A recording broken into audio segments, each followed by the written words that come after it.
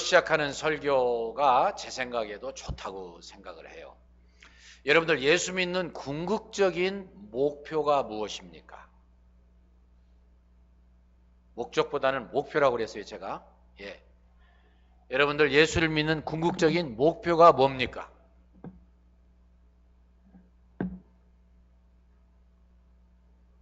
대답하시는 동안 좀 생각을 하시게 하는 거예요, 제가 지금. 하나님을 영화롭게 하는 것. 네. 두 분을 조인트 하면은 A2 플러스예요. 정말 감사합니다. 박수 한번 드립니다. 여러분들 실력이 날마다 향상이 되셔서 제가 더 힘듭니다. 그러나 즐겁습니다. 정말 즐겁습니다. 맞습니다. 저는 여러분들 가운데에 왜 우리가 예수를 믿습니까? 예수를 믿는 목표가 뭡니까? 그러면 구원받으려고요. 그러실 줄 알았어요. 그런데 그것만이 목표라면 사실은 이 땅 위에서 예수님을 닮아가고 하나님을 영광스럽게 드리는 이 삶이 뒷받침되지 않으면 천국 가면 적응 못할 거예요. 좀 모순이 있는 말이지만 한번 생각해 볼 만한 가치 있는 일이라고 생각합니다. 만약에 우리가 구원받는 것만이 목표라고 한다면은 천국 가면 이대로 이 모습으로 그냥 그래 예수 믿었으니까 구원받았지, 천국 가면 창피해서 못 살 거예요. 무슨 의미인지 아세요?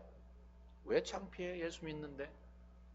그 말씀도 일리가 있지만 우리의 성화가 계속돼서 예수님 같이 되지 않으면 이 모습으로 가면은요, 천국 살라고 해도 못 살아요. 굉장한 이단적인 이야기인가요? 성경적인 근거로 제가 말씀드리는 거예요. 그것은 제가 왜 그런 말씀 드리겠어요?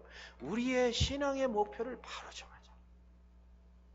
우리의 목표가 예수님을 닮아가는 것이고 예수님 같아지는 것이고 또 그러므로 하나님께 영광 돌리는 거라면 그냥 천국 가서 기쁘게 얼마든지 살 수 있어요. 그런데 우리의 목표가 구원만 받는 것이라면 이대로 이 모습으로 천국 가면은 못 살아요. 제가 성경적인 근거 없이 드리는 말씀 아니에요. 다만 저는 저와 여러분들에게 자극을 주어서 각성을 시키고 경성하게 해서 이 지금 되어지는 부패하고 반신앙적인 탈기독교적인 그러한 흐름을 따라가면서도 아무렇지 않은 저의 양심부터 우리의 양심을 깨우고 싶은 거예요. 저는 사실은 이 빌립보서 2장 5절로 11절, 저는 신학생이었는데 저처럼 이 말씀을 많이 듣고 강의 들은 사람 누가 있겠어요? 없어요. 제가 또 너무 없다고 단언하면 여러분들이 또 당황하실 텐데 하여튼 없을 거예요. 이 말씀은 신학적으로, 그리고 새롬이 가족도 오네요. 이제 설교 막 시작했으니까 잘 들으십시오. 여러분들 평생에 다시 못 들을지도 몰라요. 우리의 목표가, 예수 믿는 목표가 구원만 받는 거라면 그것은 대단히 잘못된 신앙생활을 할 수 있어요. 우리의 목표는 구원만 받는 게 아니고 예수님을 닮아가는 거예요. 하나님의 영광을 위해서 사는 거예요. 그래서 이제 이 말씀을 제가 수없이 듣고 묵상하고 배우고 그랬습니다. 특별히 예수님이 이 땅에 오셔서 우리의 구주로서, 우리의 주인으로서 우리를 위해서 십자가를 지시고 그러므로 인해서 하나님이 높아주셨다는 어려운 말로 예수님의 승귀의 신분, 쉬운 말로 표현하면은 낮아짐의 신분, 높아짐의 신분, 그런 말씀인데, 예수님의 이 낮아지시고 높아지신 이 엄청난 그러한 예수님의 신분, 하나님의 역사, 누구보다도 많이 들었어요. 잘 안다고 생각할 수 있어요. 그거 뭐 많이 들었던 말씀인데 뭐 그럴 수 있어요. 근데 절대 그런 말씀이에요. 제가 좀 깊이 보니까는요, 두려워요. 이 말씀을 강해한다는 게 진짜 두려워요. 이 말씀을 어떻게 해야 제대로 전할 수 있습니까? 제대로 전할 수 있습니까? 어떻게 해야 제대로 들을 수 있을까? 옆 사람하고 이야기하지 아니하고. 두려워요. 영어로 하면은 humiliation and elevation, or glorification. Unless you know this difference and the basic doctrine of Jesus Christ, which we call in a terminology, Christology. Christology, you know. We may not be a good Christian. We may not grow well in the Lord. Up to the point where Jesus is calling to believe. 그렇잖아요? 자, 이렇게 하면 이 말씀 다 못하죠. 첫 번째로는요, 예수님의 낮아지심입니다. 제가요, 아무리 생각해봐도 이 말씀을 제대로 이해하려면은요, 제가 오늘 다른 제목같이 다를 수밖에 없더라고요. 조건 없는 겸손. Humiliation or humility without condition. 무슨 말씀인지 아세요? 무슨 말씀이냐면요, 이 말씀을 이해하기 위해서는 앞에 4절을 이 도이시하고는 이해가 안 됩니다. 왜 이 말씀이 나왔는가? 모든 성경의 앞뒤를 문맥을 봐서 해석하고 이해해야 정확하게 알 수 있는 건 사실이지만, 특별히 오늘 이렇게 가장 유명한 성경의 구절 중에 하나도 이해하려니까는요, 앞에 있는 말씀을 이해하지 못하면 이해가 안 돼요.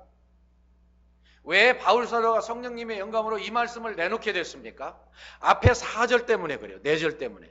그 4절 제가 지난 주일날 자세히 강의했는데 무슨 뜻이에요? 요약하면 첫 번째로 하나님 은혜 가운데 서로 섬기며 신앙생활할 때에, 그러므로 그리스도 안에 무슨 권면이나 사랑의 무슨 위로나 성령의 교제나 긍휼이나 자비가 있거든.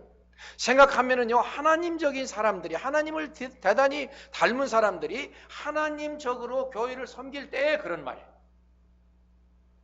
때에 2절의 말씀, 마음을 같이하여 한 마음을 가지고 한 뜻으로 한 마음으로 섬기라고 했어요. 하나가 딱 돼서 섬기라. 이 하나가 되기 위해서는 제가 비결을 가르쳐 드렸죠. 오늘 처음 나오신 분들을 위해서 복습을 겸해서. 하나가 되려면 어떻게 해야 된다고 그랬어요? 하나가 되려면 어떻게 해야 된다고 그랬죠? 모든 것을 내 탓으로 돌려야 하나 될 수 있다고 그랬어요. 내 탓으로 돌려야. 남 쳐다보고 남 블레임하기 시작하면은 절대로 하나 못 돼요. 다 깨어지고 산산조각 나고 다 흩어져 버려요. 근데 나에게 문제가 있다, 내 탓이다 라고 생각하면 하나가 될 수 있어요. 문제를 나에게서 찾으면. 세 번째 절에 뭐라고 그랬죠?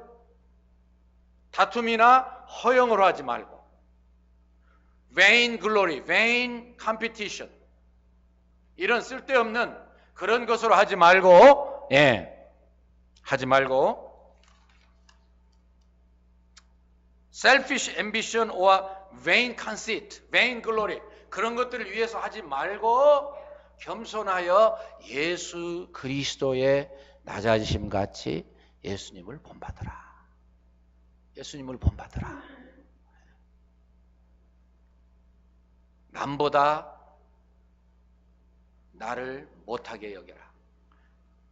남을 나보다 더 낫게 여기라. 그리고 4절에 여러분들 보십니다마는 자기 일만 돌볼 게 아니라 남의 일을 돌보아서 나의 기쁨이 충만케 하라. 이것이 교회 생활에 진짜 아름다운 승리하는, 성공하는 하나 되어 우리가 그렇게도 기도하는 하나님의 위대한 역사를 이루는 모교회다운 교회를 세워서 누가 합니까? 하나님이 저에게 자꾸 그런 마음을 주시는데 왜 이루어지지 아니할 마음을 자꾸 주시겠어요?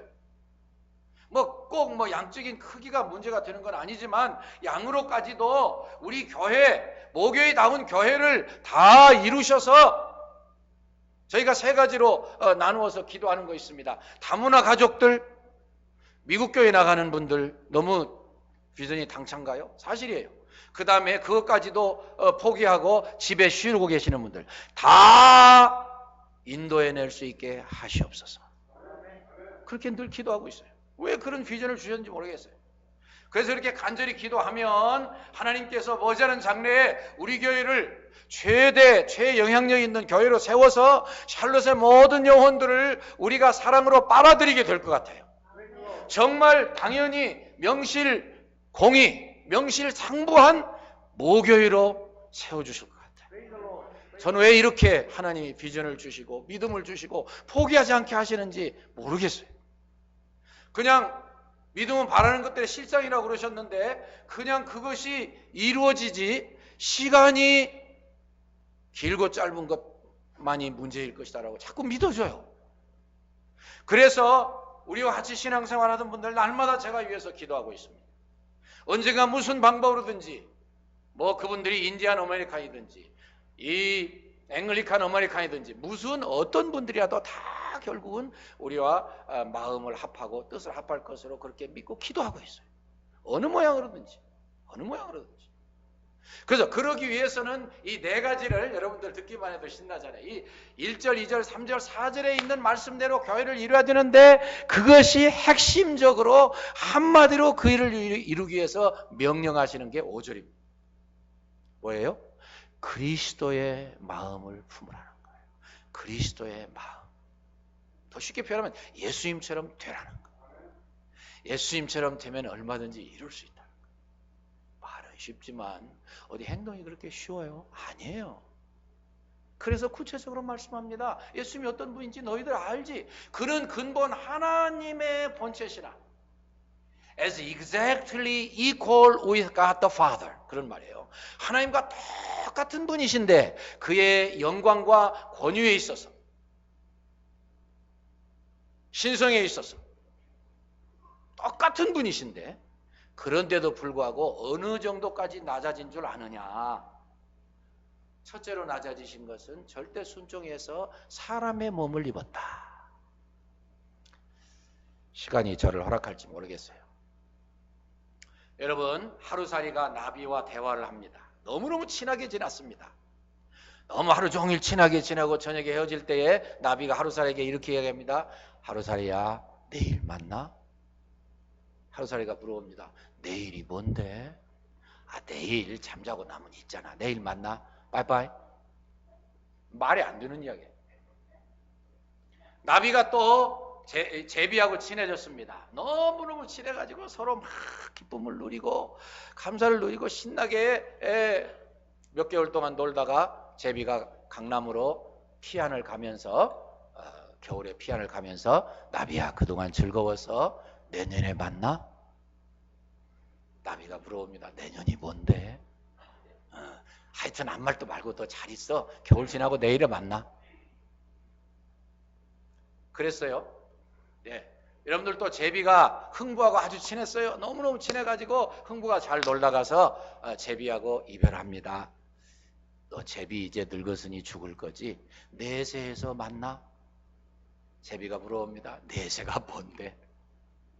여러분들 이해하시는데 도움이 됐으면 좋겠어요. 예. 우리가 영원 세계에서 하나님 삼위일체 하나님이 상의하신 일을 이해할 수가 없어요. 우리가 사실은.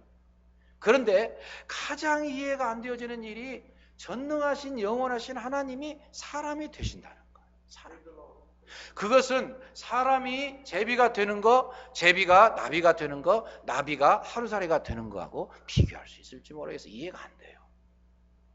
다만 그것은 너무너무 영광스러운 일이고 우리가 알지 못하는 그런 세세가 쫙 펼쳐져 있다고. 그래서 우리 하나님이 사람이 된다는 거 더 쉽게 표현하면 우리가 뭘로 됩니까? 우리가 나비가 되든지 우리가 하루살이가 되든지 우리가 개미가 되든지 그런 거하고 비교하면 조금 이해가 될지 모르겠어요. 하나님이 사람이 되셨어요. 그게 순종입니다. 그리고 거기에서도 사람으로 같이 나오게 되시면서도요 가장 최악의 경험만 하게 됐습니다. 최악의 경험. 날 때도요 모든 사람보다 가장 비참한 모습으로 장수해서 나셨습니다. 사실 때도 가장 가난한 사람 중에 한 분으로 사셨습니다. 죽을 때도요 극악무도에서 보통 방법으로 죽일 수 없는 사람만 죽이는 십자가에 죽으셨습니다. 그러니까 여러분들이나 제가 더 많이 예수님을 묵상하는 것이 진짜 신앙생활하는 거란 말이 이해가 돼요. 주님을 기도하면서 더 잘 이해하게 해주시라고 기도하지 않으면 이 뜻을 다 알 수가 없어요. 근데 다 알면 알수록요 신앙생활이 얼마나 쉬워지는지 몰라요. 왜요? 자원하는 마음이 되고요 내가 아무것도 바랄 필요가 없기 때문에 그래요. 그래서 그 예수님의 모습을 이해할 수 있는 가장 좋은 이 제목이 뭔가 생각을 해보니까 조건 없는 겸손이에요. 무슨 의미냐면 여러분들과 제가 참고 겸손하고 낮아지고, 그리고 이제 내가 그렇게 되어지면 하나님이 나를 틀림없이 보상해 주실 거야. 갚아 주실 거야. 틀림없이 나를 높여 주실 거야. 나에게 놀라운 일이 일어나게 해 주실 거야 라고 생각하지 아니하고, 아멘 한 건 맞으신 말씀이에요. 그건 맞는 말, 누구든지 다 그렇게 생각하니까요. 그런데 이 말씀을 더 깊이 생각하려고 묵상하며 생각해 보니까는요, 그렇게 생각하는 게 주님 닮아가는 게 아니더라. 그런 것과 상관없이 내가 내 일을 하고 내 의무를 다하는 게 진짜 주님을 닮아가는 거예요.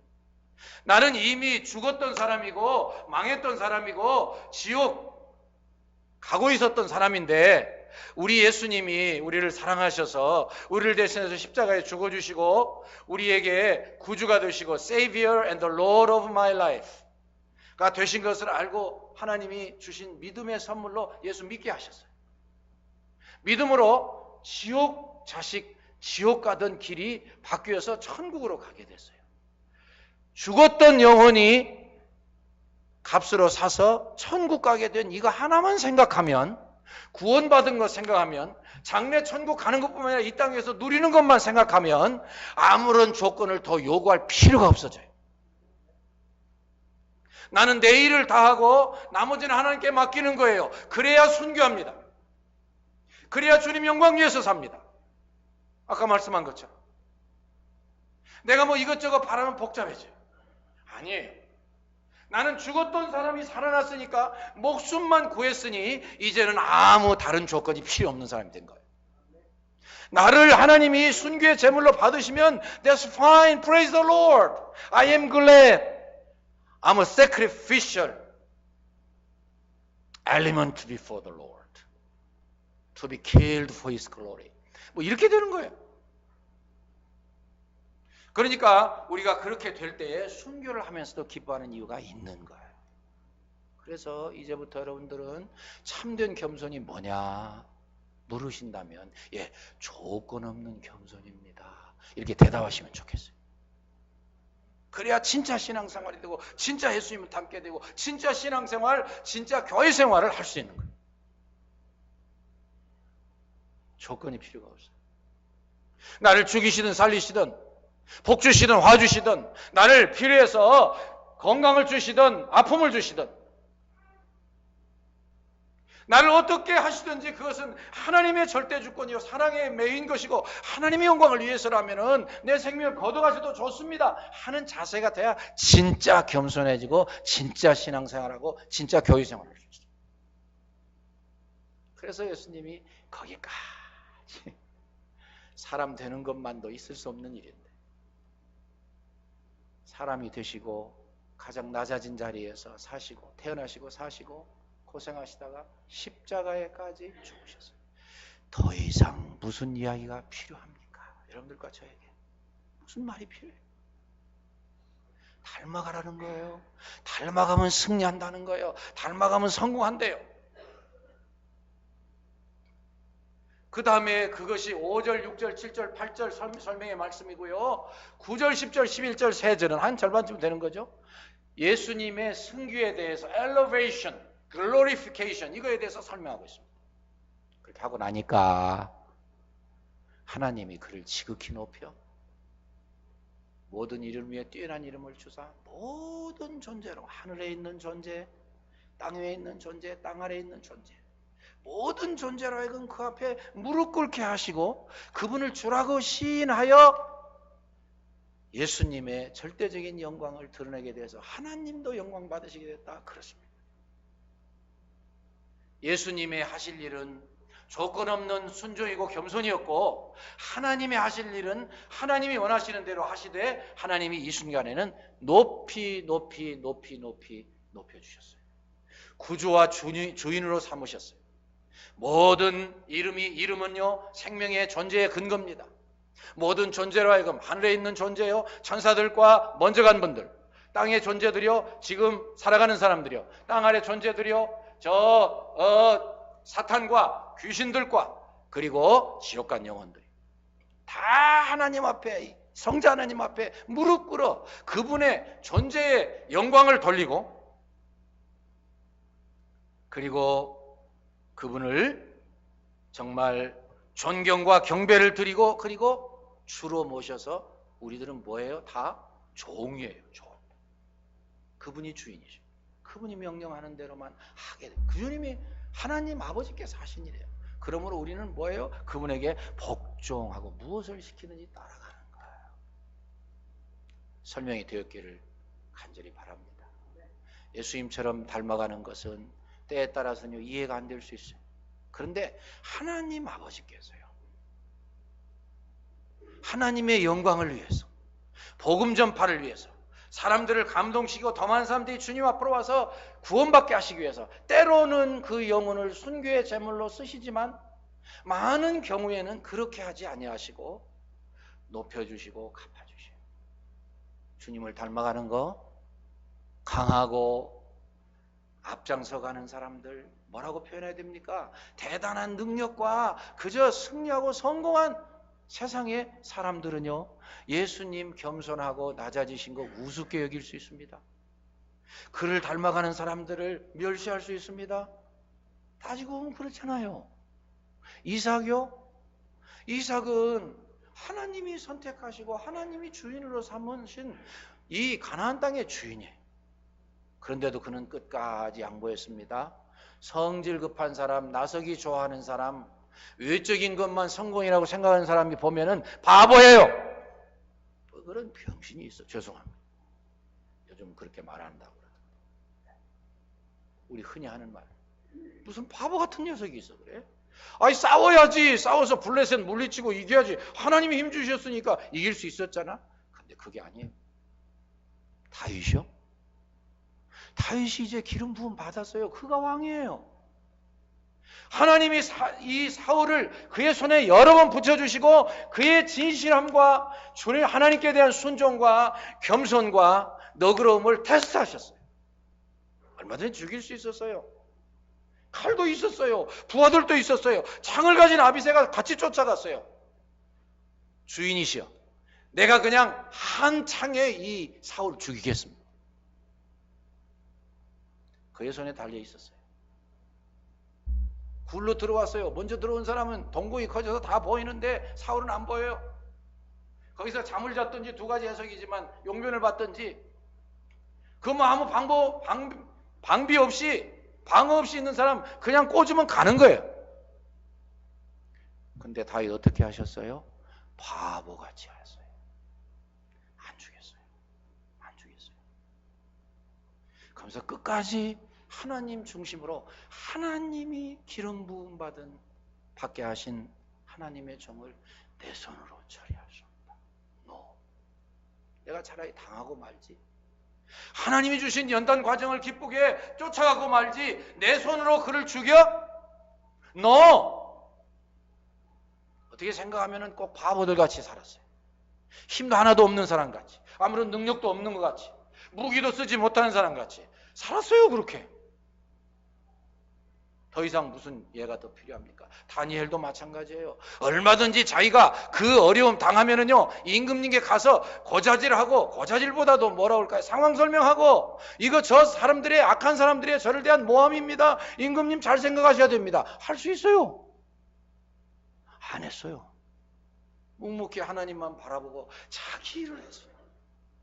나는 하나님과 나누는 교제가 더 중요하기 때문에 나는 내가 할 일을 하고 결과는 하나님께 맡기겠다. 사드락 메삭 아벤느고는 어떻게 했습니까? 생각해 보십시다. 뭐 풀무불 던지겠다는데 얼마인지 항의할 수 있어요. 기도할 수 있어요. 저 못된 임금 하나님 불을 내려서 죽여버리십시오. 할 수도 있어요. 그렇게 안 했어요. 절대로 그렇게 안 했어요.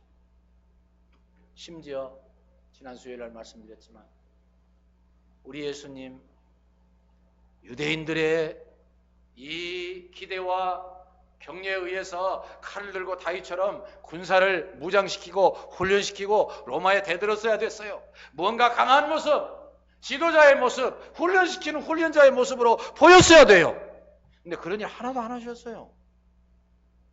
맨날 뭐 그냥 죄인들하고 같이 나누기고 병든 사람 같이 고쳐주시고, 그리고 제자들 발이나 씻어주시면서 바보 같은 종의 모습을, 노예의 모습을 보이셨어요. 그러니까 하나님의 참뜻을 이해하지 못하는 사람들은 배반했어요. 가룟 유다요, 갈수록 예수님이 마음에 안 들어요. 니체요, 건방지게도 목사의 아들로 태어나가지고서 기독교를 부정하면서 이런 약한 기독교는 연약한 사람들의 것이다, 필요 없어, 우리는 초인을 기대해야 돼. 결과가 뭡니까? 초인이 누구예요? 히틀러예요. 어떻게 됐어요? 하나님을 따르지 않는, 하나님의 명령한 바를 마음에 새기고 순종하지 않는 사람들은요, 다 망할 수밖에 없었어요. 다 마귀 노릇 할 수밖에 없었어요. 가룟 유다가 예수님을 팔아먹고 자살해서 죽었어요. 그렇게 비참한 영혼이 어디 있어요? 니체도 마찬가지예요. 자살해서 죽었어요. 지가 초인 되려고 했던가 본데, 지가라고 그래서 죄송한데 거른께서 죽었어요. 그러나 모든 역경과 환경과 어려움에도 불구하고 하나님을 사랑하고 조건 없는 겸손으로, 결과를 기대하지 아니하고 그냥 내가 해야 할 일이라고 믿고, 예수님은 당신의 모든 걸 포기하고 목숨까지 내어주셨는데 내가 뭐 무슨 조건이 필요해, 무슨 결과를 꼭 바라야 돼. No, I wanna follow him. 모든 거 내려놓으시고 모든 거 포기하신 그 주님. 그러면 다시 말씀드리지만 많은 경우에 우리 하나님께서 그에게 적합한 은혜를 주셨어요. 놀라울 정도. 여러분들, 선교사님들도요, 우리 최 목사님 계시고 이 목사님 계십니다. 선교사님들 간에도 죄송하지만 경쟁이 있을 수 있어요. 사람인데. 영국이 한참 이 선교 바람이 불어서 데이빗 리빙스턴, 허슨 테일러 막 나갈 때요, 밀레, MILN이라고 하는 박사님이세요. 영국 선교본부에다가 선교사로 가겠다고 신청했습니다. 뭐라고 대답 온 줄 아십니까? 우리가 당신 자격을 조사해 보니까 당신은 자격이 없어. 박사님인데. 당신이 정 가고 싶으면 선교사의 종으로 가시오. 일꾼으로 가시오. 무슨 일꾼일까요?